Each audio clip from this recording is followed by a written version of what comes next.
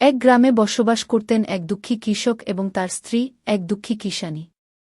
তাদের জীবন ছিল চরম কষ্টের। ছোট্ট একটি মাটির ঘর, সামান্য জমি, আর সারা বছর চাষাবাদ করেও তাদের দুজনের পেট চালানো মুশকিল হতো।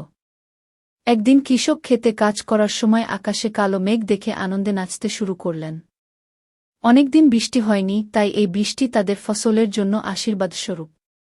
কিন্তু কিষাণী তাকে থামিয়ে বললেন, তোমার এই আনন্দ বৃষ্টি নেমে জমি ভেসে গেলে ম্লান হয়ে যাবে। কৃষক হাসি মুখে বললেন, আমাদের আশাবাদ ছাড়া বাঁচব কিভাবে? বৃষ্টি নামল, কিন্তু সেটি ছিল এমন প্রবল যে তাদের জমির সব ফসল নষ্ট হয়ে গেল। দুঃখ ভারাক্রান্ত কৃষক বাড়ি ফিরলেন। কিষাণী তাকে সান্ত্বনা দিয়ে বললেন, আমরা যদি হাল ছাড়ি, তবে কে আমাদের বাঁচাবে? আবার চেষ্টা করো। কৃষক বললেন, এবার কিভাবে চাষ করব? বীজ নেই, টাকা নেই। পরদিন কৃষক এবং কিষাণী গ্রামের জমিদারের কাছে সাহায্য চাইতে গেলেন।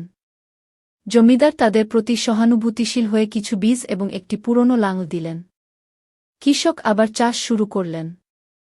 কিষাণীও মাঠে গিয়ে তাকে সাহায্য করতে লাগলেন। কয়েক মাস পর ফসলের ফলন ভালো হল। কৃষক এবং কিষাণী এবার তাদের ফসল বিক্রি করে কিছু টাকা জমাতে পারলেন। এই টাকায় তারা একটি গরু কিনলেন, যা তাদের চাষের কাজে সহায়তা করল। ধীরে ধীরে তাদের দিন বদলাতে লাগল।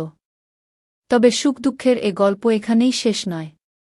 একদিন কিষাণী তার স্বামীর কাছে বললেন, আমরা শুধু নিজেদের নিয়েই ভাবছি। গ্রামের অন্য দুঃখী মানুষের কি হবে? এরপর তারা গ্রামের অন্য কৃষকদের সাহায্য করার জন্য এগিয়ে এলেন। কেউ গরু কিনতে পারল, কেউ বীজ পেল।